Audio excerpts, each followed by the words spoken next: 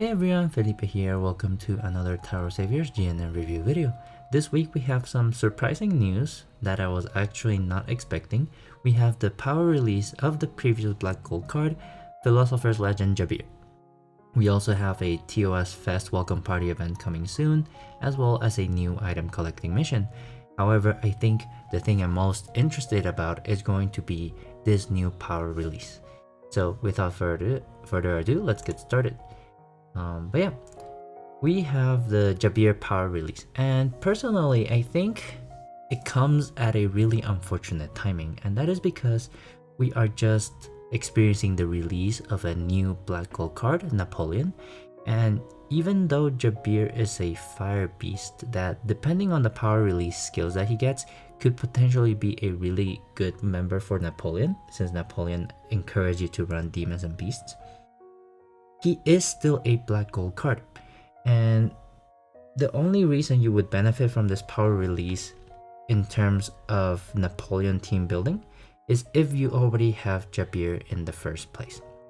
If you don't, and you want to get him, that is going to be another 200 diamonds for you to pull for him, which personally I would rather recommend you to get the newest Black Gold card, Napoleon, because he is really powerful and he is like brand new and definitely going to last in the meta for some time.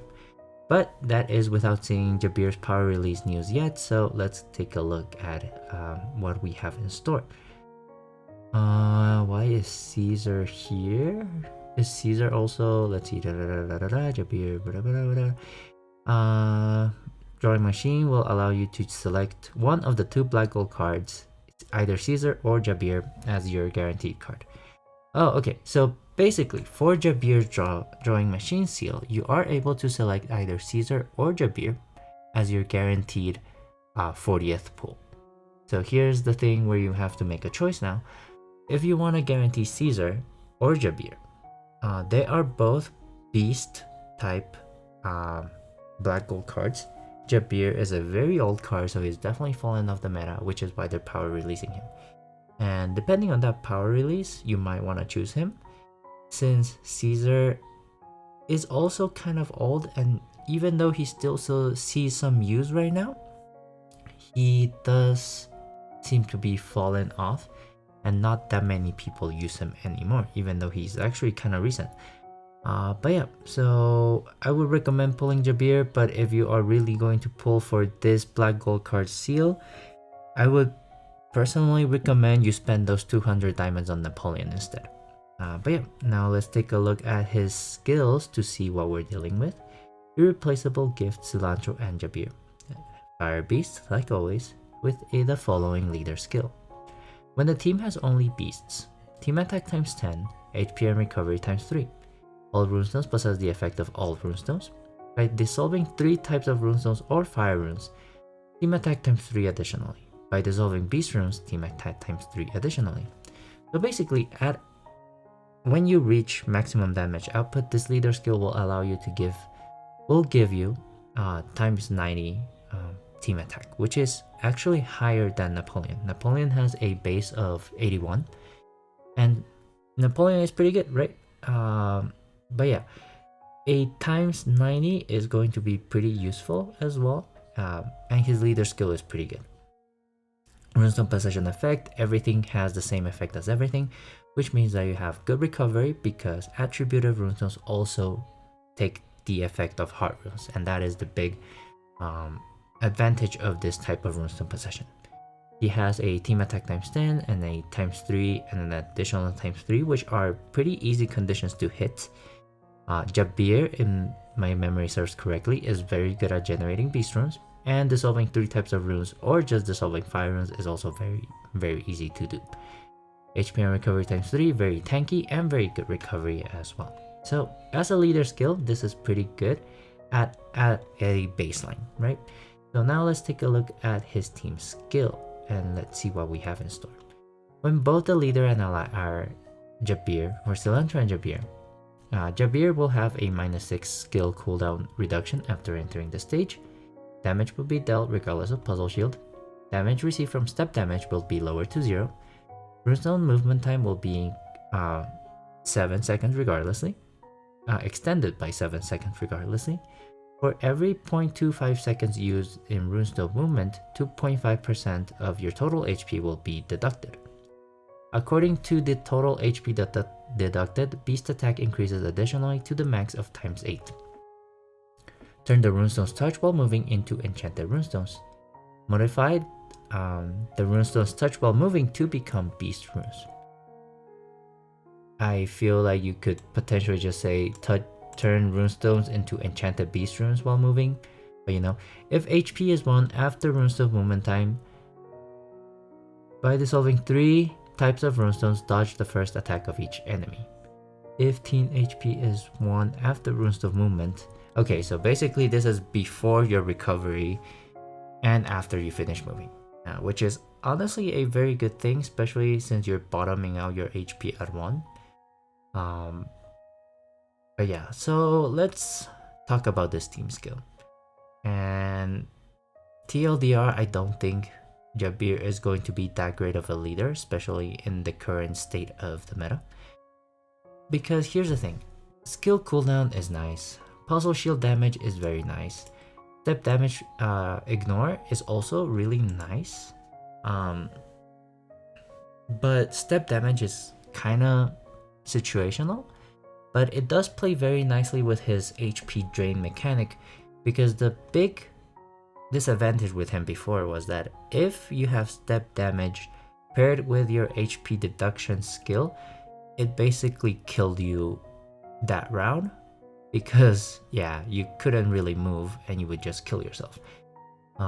So that is very nice, and this times 8 attack multiplier is also very nice, but it is predicated on the fact that you're losing enough HP to make up for that times 8 attack multiplier. And so here's the thing, he definitely has the damage output required to survive or to be viable in the current meta, right? But the thing that's holding him back is definitely the utility aspect of him. He ignores puzzle, yes, he ignores step damage, but you still have to deal with fixed combo shield, equal combo shield, cross shields, initial shields, combo shields, damage anti-runestone shield, etc., right? So he doesn't really have that much utility built into his team skill, and it does give you, you do have to wait for the time to decrease so that your HP is deducted to get your maximum damage output. And right now, my personal feelings are that the current state of the game revolves around clearing stages fast. The faster you can clear a stage, the easier it is for you, the faster you can farm things, and the less painful things are going to be. So the fact that you have to stay there and deduct your HP and wait for it is definitely a slow playstyle that doesn't really fit that well with the current gameplay that I personally have seen right now. But overall, he does have the damage output. He has a dodge, which is very good, but that also forces you to use up all your spin time, which it's extended by 7 seconds.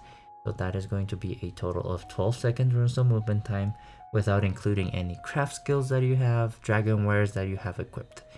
So overall, as a leader, I still think he is going to be somehow average and not really see a resurgence in the meta. I mean, people are still going to use him and find ways to use him now, but I don't think he is going to survive, especially with Napoleon taking center stage right now.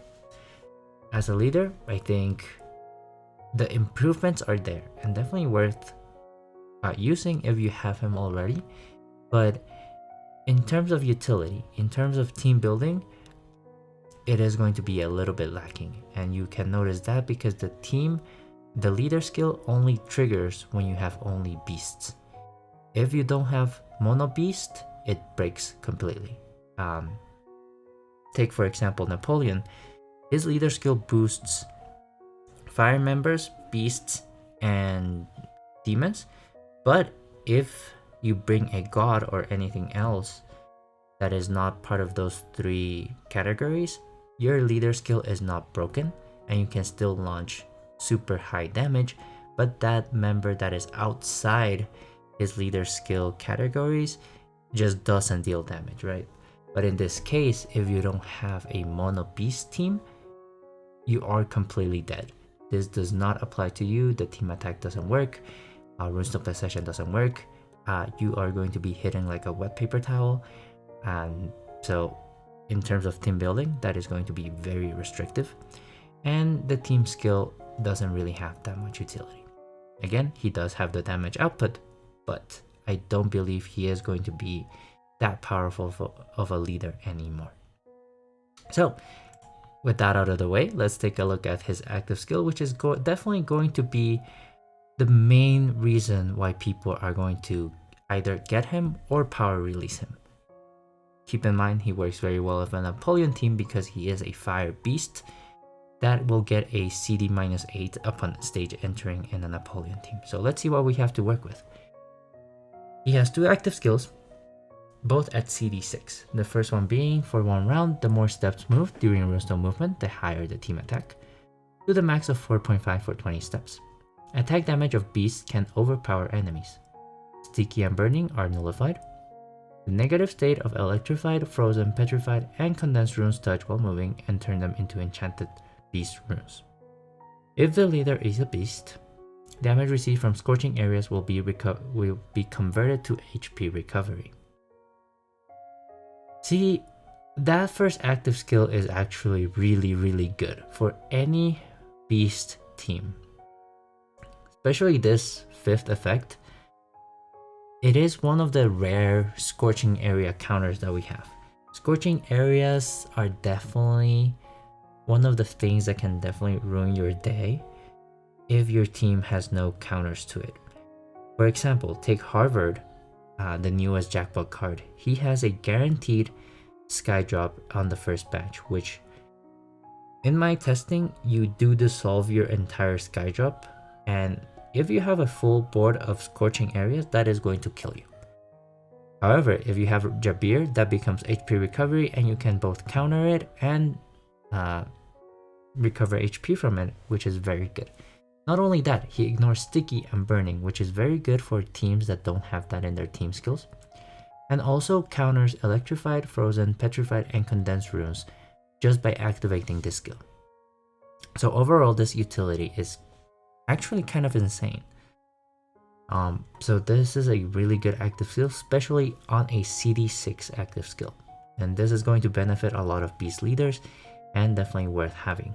It does complement the lack of board hazard counters in Jabir's team skill. But again, the fact that it's tied to an active skill is kind of because you have to select when to activate it, as opposed to having it as a passive from your team skill. So, good thing for any beast leader, including Jabir herself. But right now, maybe Harvard will be able to use her, or him, or them. But yeah, for the second active skill, we have restore current HP to 100% of total HP, clear the fatigue state of beasts. For 1 round, extend runestone movement time to 20 seconds. If the leader is a beast, runestones of the leader's attribute can be dissolved singly or in groups of 2 or more. Damage will be dealt regardless of enemy-specific damage reducing resistance, beast damage. This is also a very good skill. As of now, I think you've experienced, if you've been playing the game for long enough, that single dissolve and 2 dissolve is a very powerful tool. Not only does it help you get a lot of combos, it also increases your damage. It also helps you get rid of some board hazards like electrify runes, weather runes, things like that. Or it also helps you, it gives you a very easy time spinning, because no matter what you do, the rune is going to get cleared anyways. So single dissolve is very good. One of the things that usually counters it is anti-runestone shield first batch, and normally single dissolve skills have a anti-runestone dissolve first batch clause so that it doesn't affect the skill. But So that is going to be a weakness of this skill. But you are still able to ignore enemy specific damage reducing resistance, which is a very niche utility that not many cards in the game have. So definitely a good thing. But keep in mind that this is just for beasts. And that is going to be a little bit unfortunate. Because right now, the only beast leaders that we're going to have are going to be Harvard and Power Release Jabir. And yeah, her active skill is definitely busted for any beast teams now and in the future. But I don't know, Madhead doesn't really release that many beasts that often. But if they are going to be releasing a beast leader that's super powerful, then by all means Jabir is going to be absolutely an amazing card for them. Both active skills have so much utility inbuilt into them, and it's two separate active skills, so you can have them both at the same time, or you can activate one now and one later, and it's not like, and that is going to be pretty useful. Honestly, in terms of active skill, this is an S tier active skill, both of them, and having them both in a single card is definitely very advantageous.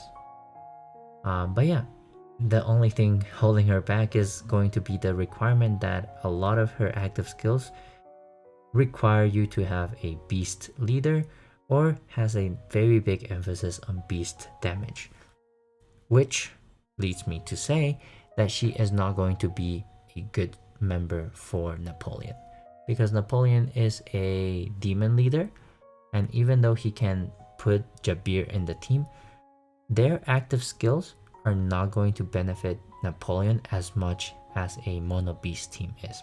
And also, a lot of Napoleon's team skills already overlap with Jabir's first active skills, like burning, electrified, frozen, petrified. Those are already ignored by Napoleon. And then the scorching areas will not take effect because your leader is a demon instead. For the second active skill, Napoleon's first active skill is also a single dissolve, and doesn't require the beast leader. So you know, I don't think Jabir is going to be that good of a member for Napoleon. So that is it for her, or for them. So what do I think about this power release? I think it's nice. It's a very nice update to a previous old black gold card, and definitely a way to bring it back to the forefront. However, I still believe that this is a very unfortunate timing, and I don't think that you should pull for Jabir if you don't have them. If you have him, power releasing him is definitely a good option, because you are going to get access to very good active skills and a potentially good beast leader for the time being. But if you don't have him, don't bother getting him, especially because it is better for you to get Napoleon instead. Napoleon's team building is more flexible, and his damage output is also more than Jabir's, and team skill wise, he ignores so many things passively that it is a very comfortable playstyle. But yeah, very unfortunate timing to be releasing this. I don't really understand why. But yeah, next thing we have is TOS Fest Welcome Party coming soon. This means TOS Fest is coming very soon for the 11th anniversary or 10th anniversary? I don't know. Anyways, we will get free draws, login rewards, and other stuff, so make sure you don't miss out on any of them when it comes up. Okay, lastly, or not lastly, we have a lot of the GNN to go. We have a new item collecting mission, which by now we should all be used to that. It is going to be master the chessboard, and we'll get a new super skill character, Twinkling Stratagem Hey Jaja. So, Hey Jaja is going to be a light human card with the following leader skill: team attack times 8, HP and recovery times 1.5. By dissolving 3 or more types of runestones, Hey Jaja members attack times 4 additionally. By dissolving water, fire, or earth, each member launches an extra attack. as much as 50% of its attack. And by dissolving light, dark, and hard, combo count increases by 3.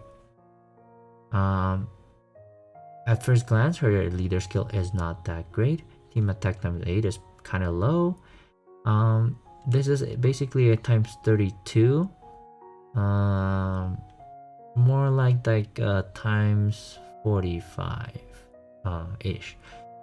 Or no, times 32 times 40 because of the extra attacks if you manage to hit it, which is pretty low.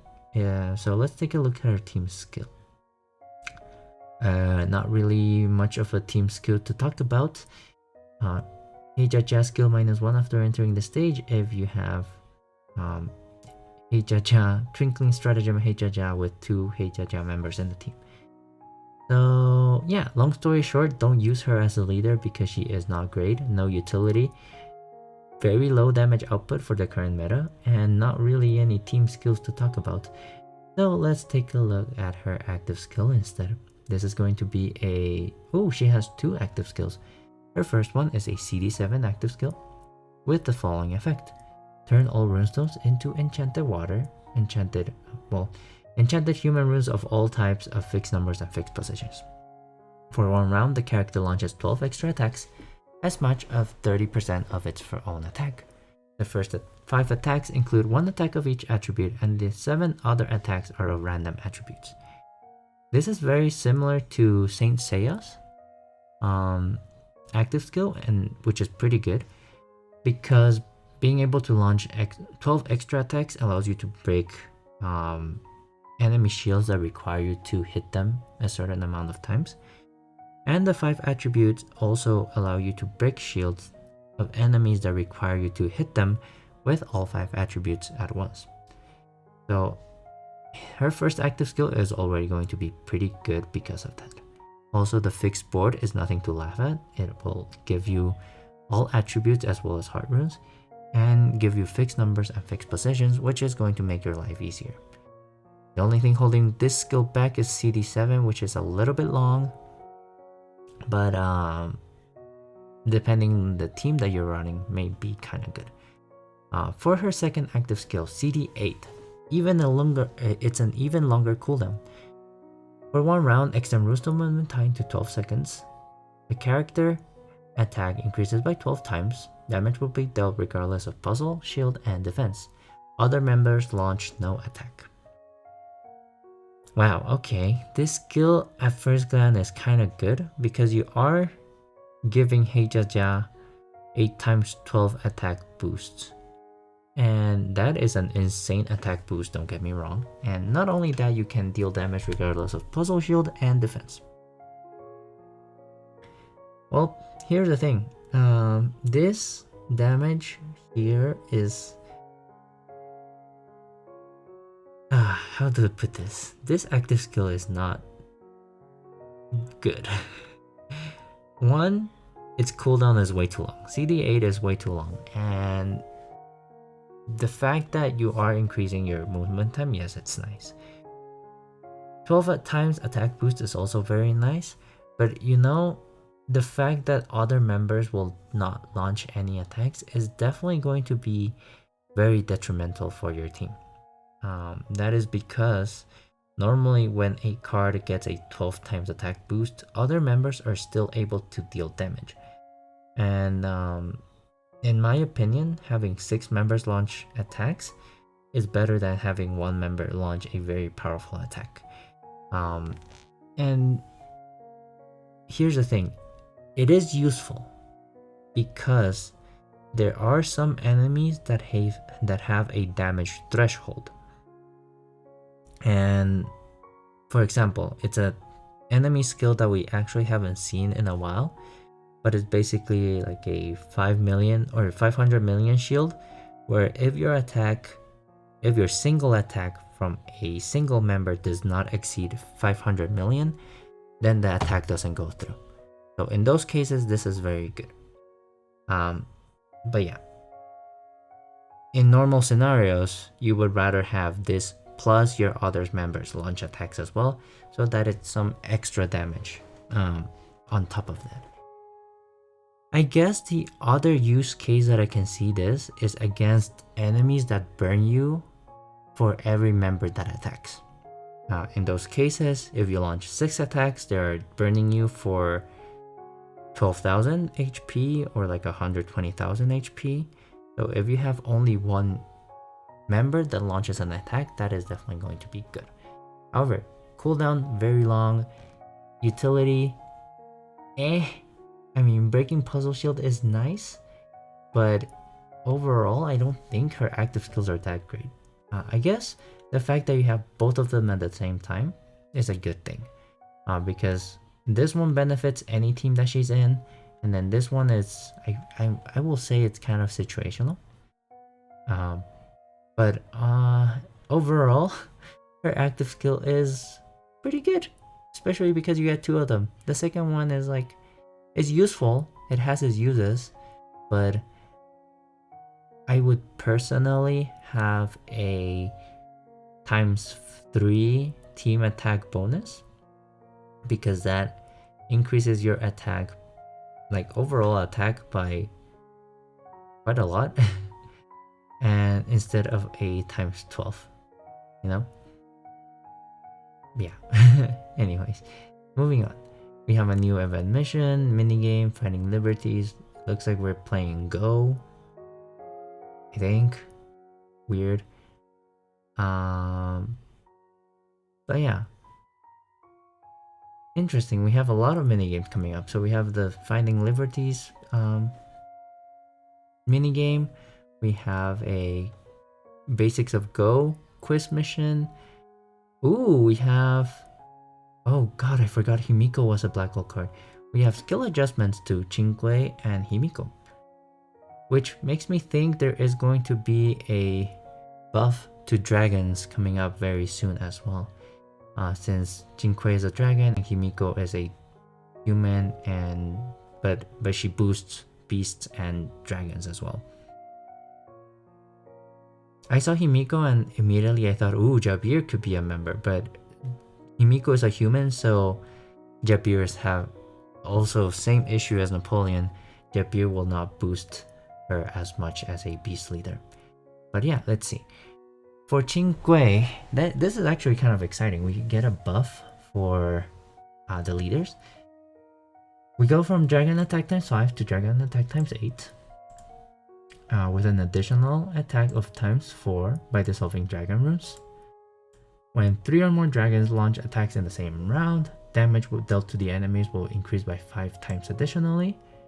So team attack ×2.4 increases to 5 times. When the team has only dragons, earth runes also possess the effect of runestones of the members attributes in the team. Ooh, that is actually really nice because it goes from a 25% to a 100% runestone possession effect.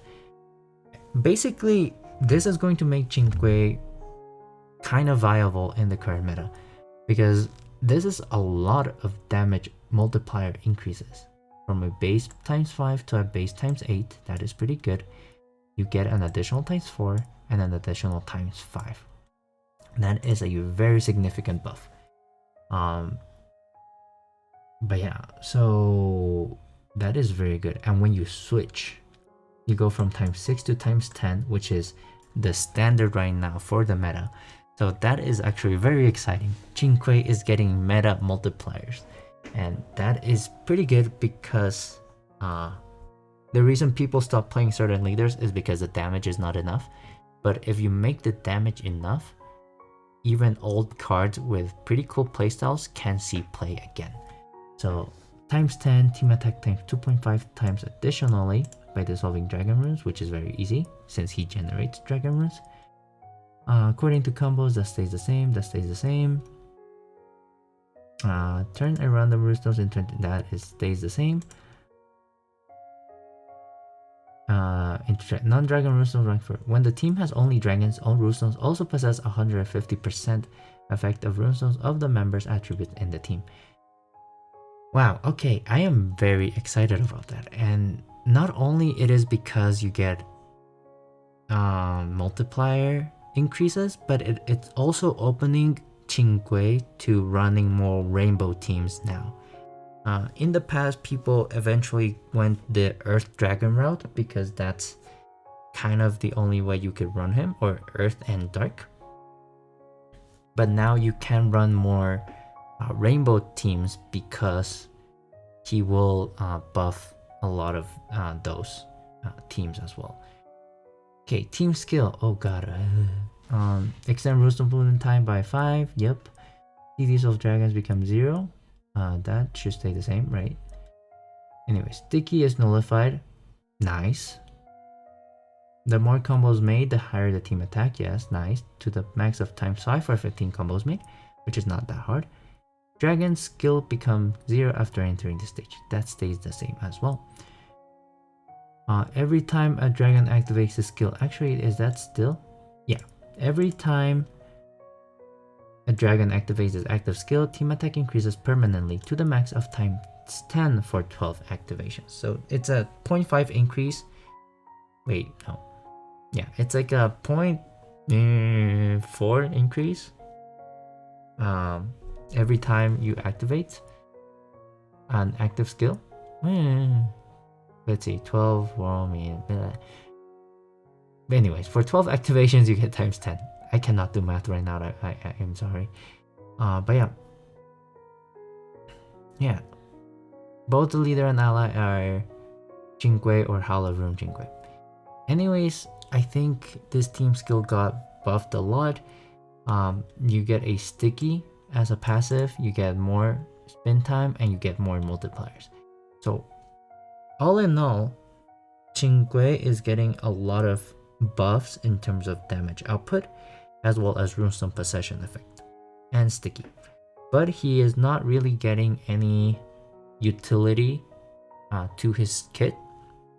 So like no puzzle shield, nor fixed combo shield, no initial shield, no any shield breaks or board hazards like frozen, electrified, etc. Which kind of a bummer, but I am actually happy about that, because when you buff a character, you don't want them to take over the newer characters, right? You don't want to make old cards super powerful, or Madhead doesn't want to make old cards super powerful, because then they are not going to be able to sell you the new cards. But I am very happy that at the very least they're making old cards somehow viable, and this is going to make it easier for players to take Jingui and do some creative team building in order to counter those newer stages. And it is going to be harder, and it is going to be more challenging, but you know, some people like that, and this is definitely good news for people that enjoyed Jingui's playstyle. So now let's take a look at Himiko. Let's see, Himiko, we get a times 8 attack bonus instead of times 7. Dragon and Beast attack. Dragon and Beast attack times 28. Firelight and wait.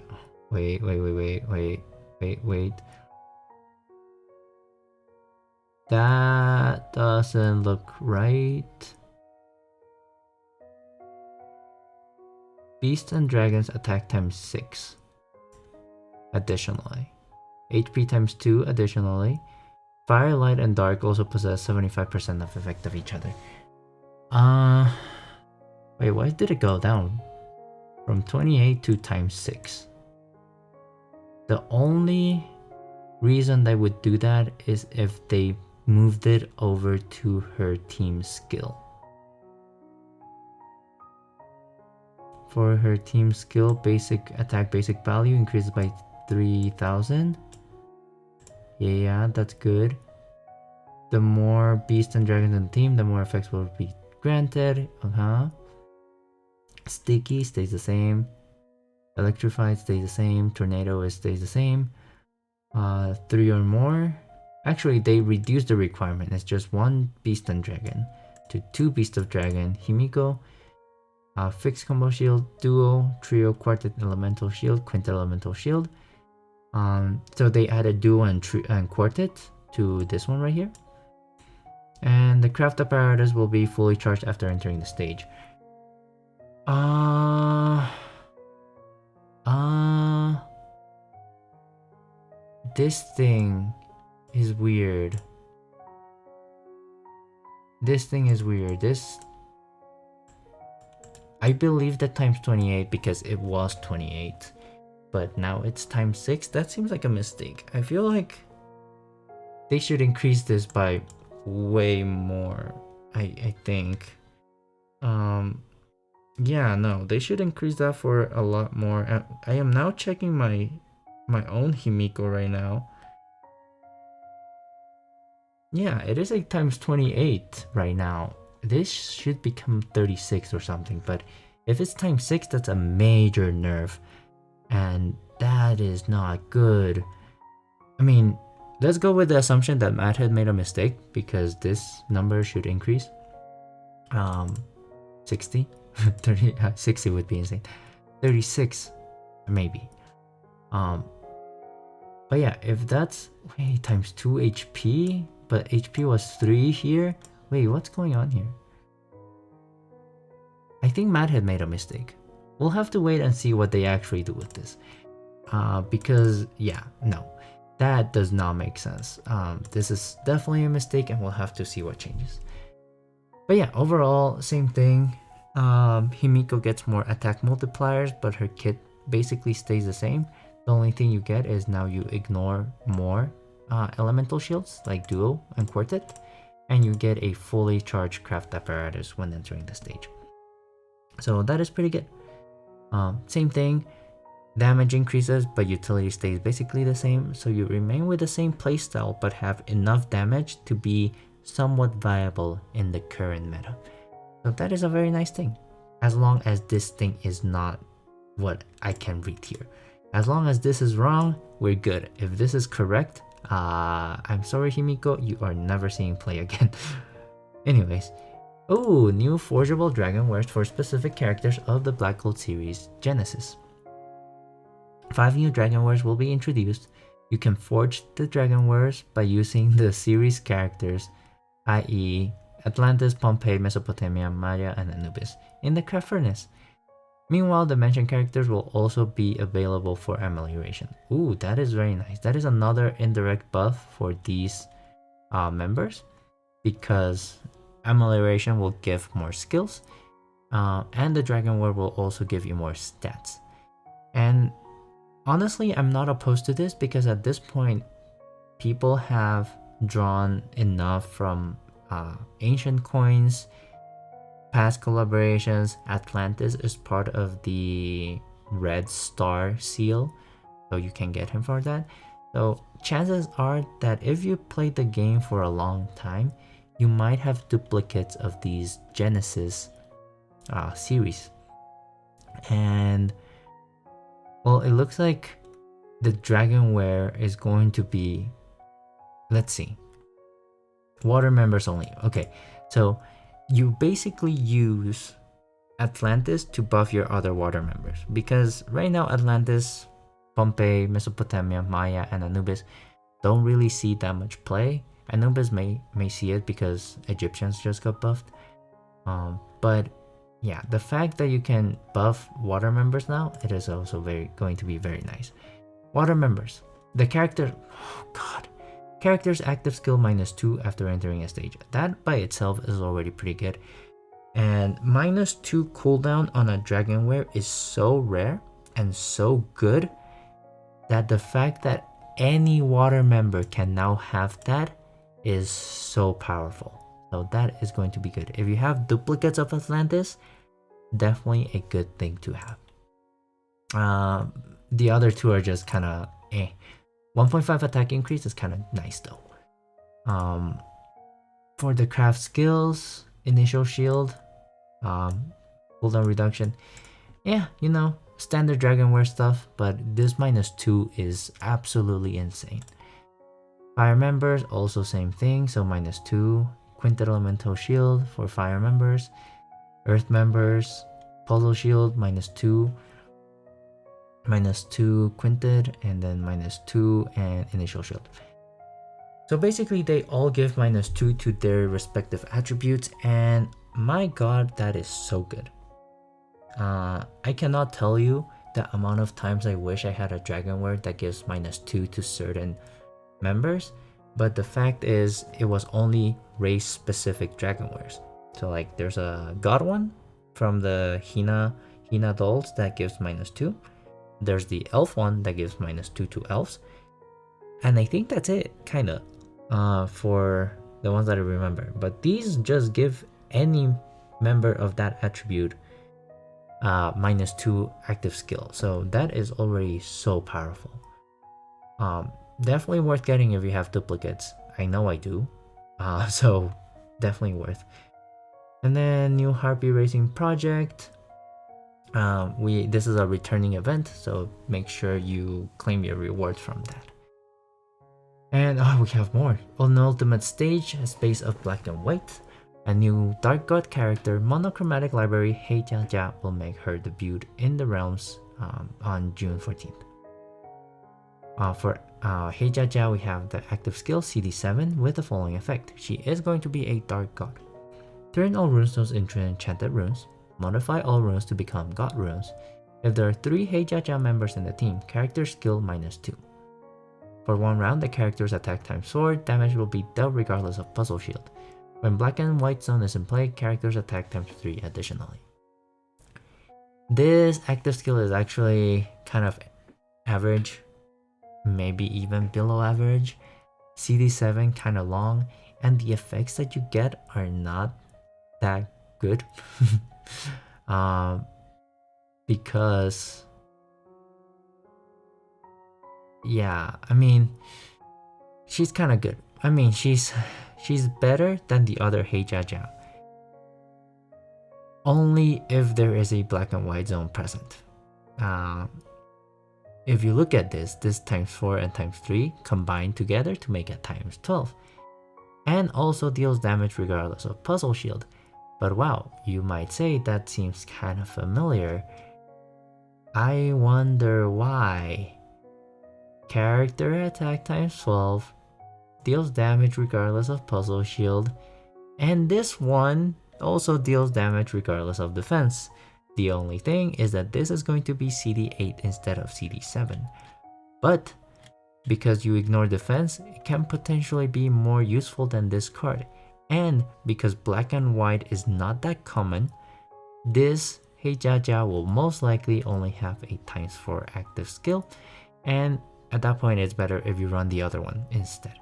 But yeah, the other one has a fixed convert from her first active, CD7, and this one, So in my opinion, this active skill is actually kind of not good, but because it has so much emphasis in Hei Jia Jia, there might, just like the Yan Shi archetype, the Hei Jia Jia archetype might be something that Madhead is pushing for, and at that point having more Hei Jia Jia members is going to be good. But as it stands right now, this active skill isn't that good. It will still get it in your inventory just in case, but I wouldn't spend too many resources getting here to dual max because you might not use her in the future. But yeah, that is the end of this week's GNN news, and I'm a little bit tired. That's a lot of talking I just did. But yeah, so just to recap and just to go over it really quickly and to summarize, we have a new power release card for the previous Black Gold card Jabir, which is definitely a good thing because they are getting updated leader skills and active skills, but it does come at an unfortunate timing, which is the release of Napoleon. Her leader skill and team skill definitely got a buff in terms of damage output, but in terms of utility, we don't really have that much to add to it. Furthermore, her team building is going to be very restrictive with only able to use beast members, otherwise you break your leader skill. So in my opinion, as a leader, I don't believe Jabir is going to be that good of a leader in this current meta. In terms of her active skills are actually really amazing and definitely worth having Jabir in your inventory if you're planning on running any beast teams in the future. Right now, the only good beast teams are going to be Jabir herself, as well as Harvard. Unfortunately, even though Jabir is a Fire Beast card, and I was excited that she could be used in a Napoleon team, her active skills actually conflict with Napoleon or overlap with Napoleon's team skills, and they will not provide as much benefit to him because it does only buff your team if your leader is a beast member. However, if your leader is a beast member, these active skills are absolutely amazing. We have a new TOS Fest welcome party, as well as a new item collecting mission with a new Hey Jaja member. This Hey Jaja member, I believe, is not going to be a good leader, so we'll ignore that. But her active skills can be potentially useful, especially because she has 2 of them. Both active skills are, one of them is above average, the other one's below average, so together they make a semi-good active skill together. Like I mentioned before, TOS might be pushing for a Heijaja archetype the same way they are pushing for a Yanxi archetype, so having more Heijaja members is definitely going to be a good thing, so I do encourage you to get this card just in case. Her active skills are pretty good. The first one is pretty good with the 12 extra attacks and the fixed board, and her second one has its uses, but it wouldn't be my active skill of choice. We do have 2 minigames, a Finding Liberties and a quiz coming up, as well as skill adjustment to previous Black Gold cards. These Black Gold cards are going to be Jinquei and Himiko. Jinquei's adjustments seem like a direct buff to his damage, and his playstyle will remain pretty much the same. This is really good because I do believe it's going to give all the players the ability to do more creative team building in order to use this newfound strength to tackle new stages without having the broken utility passives that other Black Gold cards have. In terms of Himiko, if her changes are what they seem, she is receiving a nerf, but I believe this is a mistake by Madhead, and I do believe she is also having the same treatment as Jinquei, where her damage output is being increased, but her playstyle is going to remain basically the same, which is pretty good. We have new forgeable dragonwares that use Genesis Black Gold cards as materials, which kind of seems like a waste, but these dragonwares are going to be really powerful because they're universal attributive -2 cooldown reduction for your member, and in my opinion that is one of the more powerful dragonware skills and definitely worth having if you have extra duplicates of these Black Gold cards.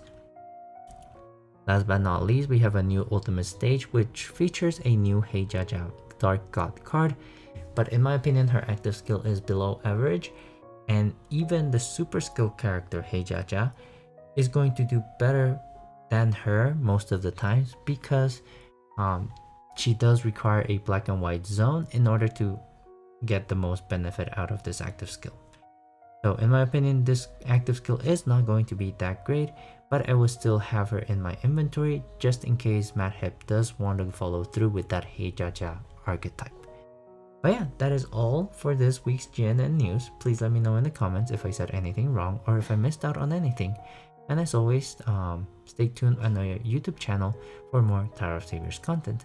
I post clear videos, guides, as well as these reviews, so make sure you don't miss out on them. For now, stay safe, stay healthy, and I will see you next time. Bye everyone!